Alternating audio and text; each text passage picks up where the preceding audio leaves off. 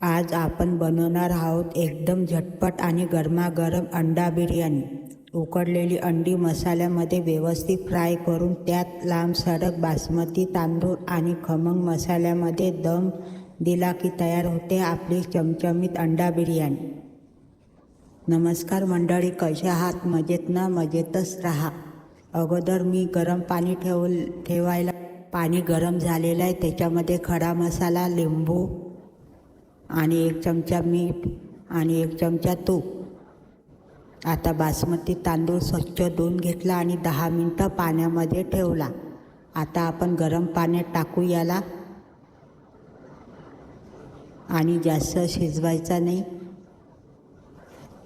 अर्धा शिजवायचा, अर्धा बिर्याणीमध्ये शिजते। इकडे अर्धा डझन अंडे घेतले, चांगले शिजवले आणि अर्धा किलो कांदे घेतले, कांदे चांगले चिरून घेतले। कोथिंबीर, लसूण, जिरं आणि अद्रक याची पेस्ट तयार केली आणि हिरवी मिरची। आता अर्धा किलो कांदे चिरले मी, ते फ्राय करून घेते। कढई ठेवली, कढईमध्ये तेल टाकलं आणि थोडे थोडे कांदे फ्राय करून घ्यायचे।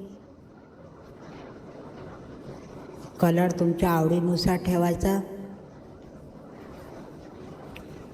अशा पद्धतीने मी कांदा फ्राय करून घेतलेला आहे। आता आपण बिर्याणीची तयारी करूया। अगोदर मी तेल टाकलं कढईमध्ये, तेल कमी जास्त करू शकता। जिरं आणि मोहरी टाकली। आता कांदा टाकते।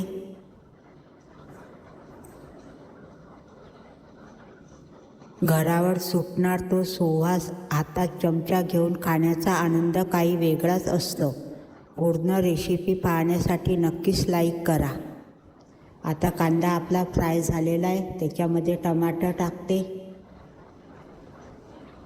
टमाटर पण चांगले शिजलेले आहे। आता पेस्ट टाकते आलं आणि लसूणाची।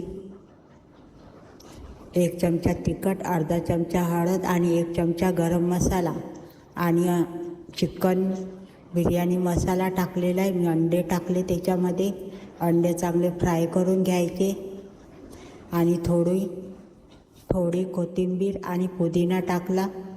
आता त्याच्यामध्ये मी तांदूळ टाकणार आहे बासमती। अशा पद्धतीने लेयर करायचे। वरून थोडा कांदा टाकला आणि थोडा पुदिना, कोथिंबीर, 1 चमचा तूप, 2 चमचे दूध, अशा पद्धतीने मी वरून टाकलेलं आहे सर्व। तुम्हाला जर कलर टाकायचा असेल तर टाकू शकता आणि याला दम द्यायचा 15 मिनिटं।